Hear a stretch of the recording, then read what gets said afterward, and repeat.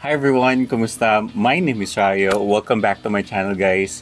Alam ko marami na sa inyo ang mga nagpa-plan talaga para mag-order ng mga products from Alibaba. Nakakita na rin kayo ng mga suppliers and I think excited na rin kayo para makapag-order ng mga products ninyo coming from China via Alibaba tapos papunta dito sa Pilipinas sa atin para ibenta online o kaya siguro meron na kayong pwesto and you're ready, no? Napa-excited nyo na rin talaga. Pero teka guys, bago kayo mag-click ng buy now, ito yung ilan sa mga tips na mabibigay ko sa inyo para hindi kayo ma-scam or para rin talagang protektado yung pinaghirapan ninyong pera para ma-make sure na panatag yung loob ninyo kapag mag-order kayo via Alibaba.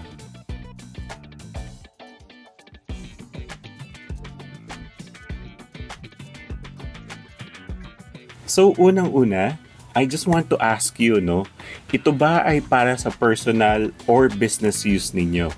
Kailangan talaga alam ninyo yung pinaka-objective kung bakit kayo bibili ng mga items sa Alibaba. Marami sa inyo ang mga nagtatanong sa aking channel kung pwede ba yung pira-piraso lang, yung parang wala lang kayong mabili dito sa atin, sa Pilipinas, via our online market, kaya nagtitingin kayo via Alibaba. Mas mura ba yun o mas mapapamahal din kayo?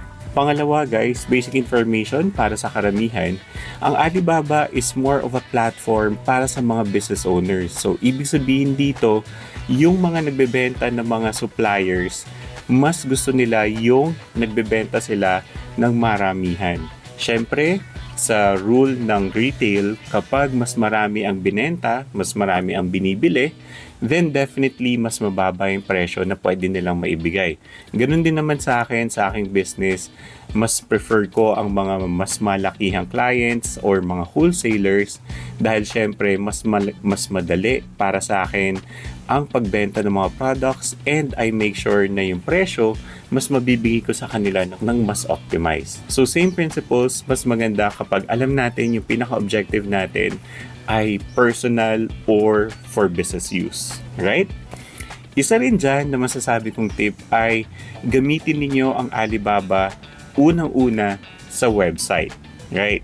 So bakit website? Kasi sa app, no, via your phone, alam ko na mas madali yung access. Kapag first time ninyo, I would recommend na sa website kayo tumingin kasi mas iba yung interface na makikita ninyo. Mas madaling gumawa ng account via the website as well. Although yes, it's the same manner. Yung email address ay gagamitin nyo lang rin para sa pag-login ng inyong account. Pero since first time nga ninyo, it would be a better experience kapag website yung tinitingnan nyo.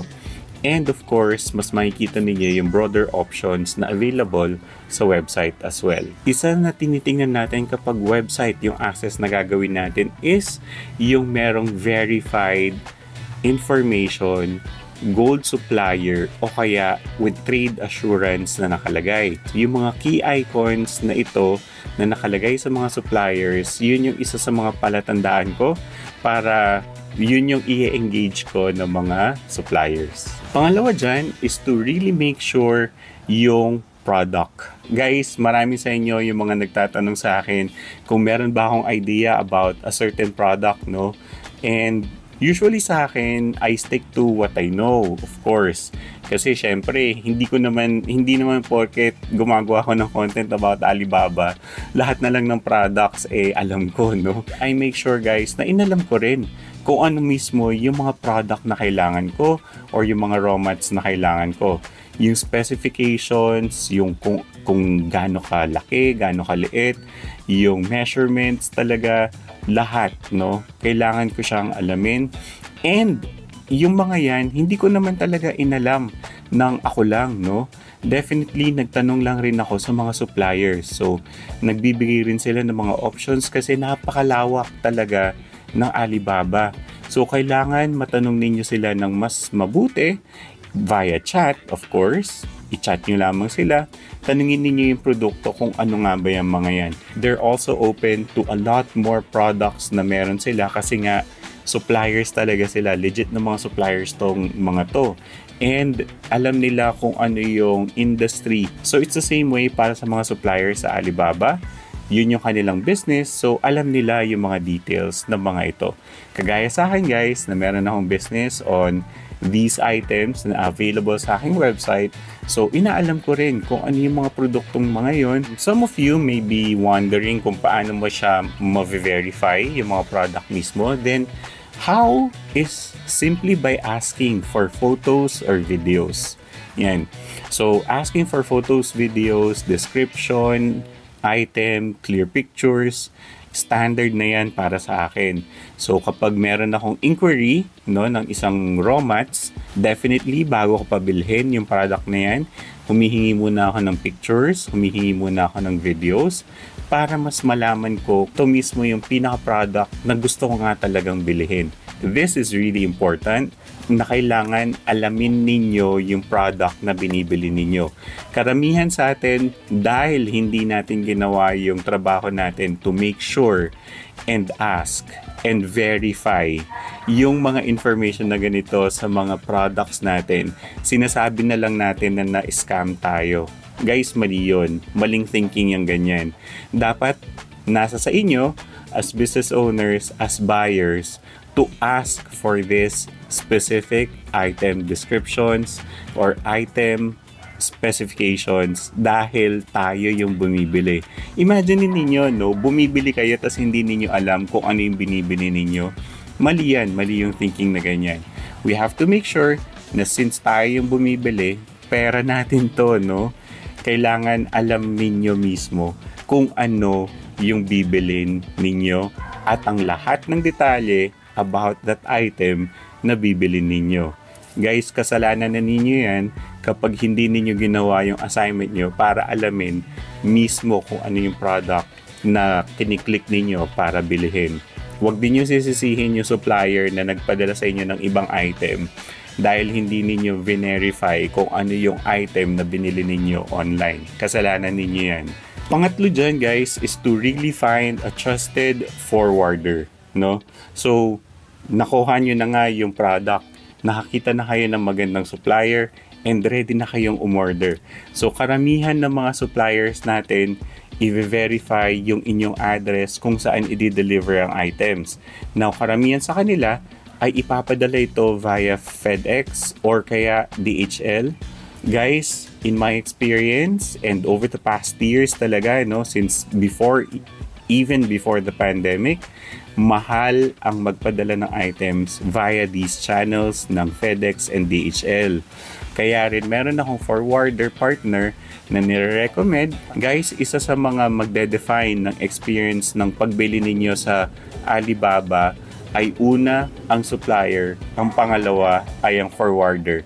That's really on my case dahil yun yung nagiging basehan ko kung okay nga ba o hindi ang Alibaba. Or I would rather buy products here locally na lang. Pero syempre, tulad na kanina, kailangan alamin ninyo yung product ay kung pwede bang ipadala dito sa atin o hindi. Meron tayong website sa customs.gov.ph kung saan dinidiscuss nila kung ano mismo yung mga products na pwede at hindi pwedeng ipasok dito sa Pilipinas. Next guys ay ang payments. Now, karamihan sa atin, dito na naiiba ang experience natin. So, marami sa inyo ang nagtatanong sa akin kung pwede ba or kung legit ba na magbabayad sila via other payment channels such as WeChat or maybe a payment link via bank, no? Mag-ingat kayo sa mga ganyan. I would not recommend something like that. Hindi ko siya sinusuportahan, no, in any way. Kahit ako mismo, hindi ako nagbabayad in any other platform aside from Alibaba.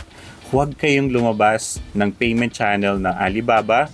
Mas safe pa rin na gumamit kayo ng Alibaba payment tool na merong trade assurance na sinasabi, no, to make sure na hindi kayo may scam. Kapag lumabas kayo ng payment records via Alibaba, no, si Alibaba mismo hindi kayo mapoprotektahan as buyer. So, nandun na rin yan sa terms and conditions ng Alibaba as a user na sa mismong channel dapat lamang tayo mag-conduct ng any payments with our suppliers. So, make sure guys na magbabayad kayo via the trade assurance link na available sa ating Alibaba website or Alibaba app. So, para hindi tayo ma-scam, wala tayong poproblemahin, worry-free ang ating pagdala ng items dito sa Pilipinas. Make sure guys na itong video na to or itong link na to is something na magagamit ninyo. Right. Again guys, I hope this video was able to help you out. Nakaisip kayo ng mas mabuti or nawala yung inyong mga agam-agam. I hope you click on like and I hope you share this to a friend. No? Maraming salamat sa mga supporters ng aking channel.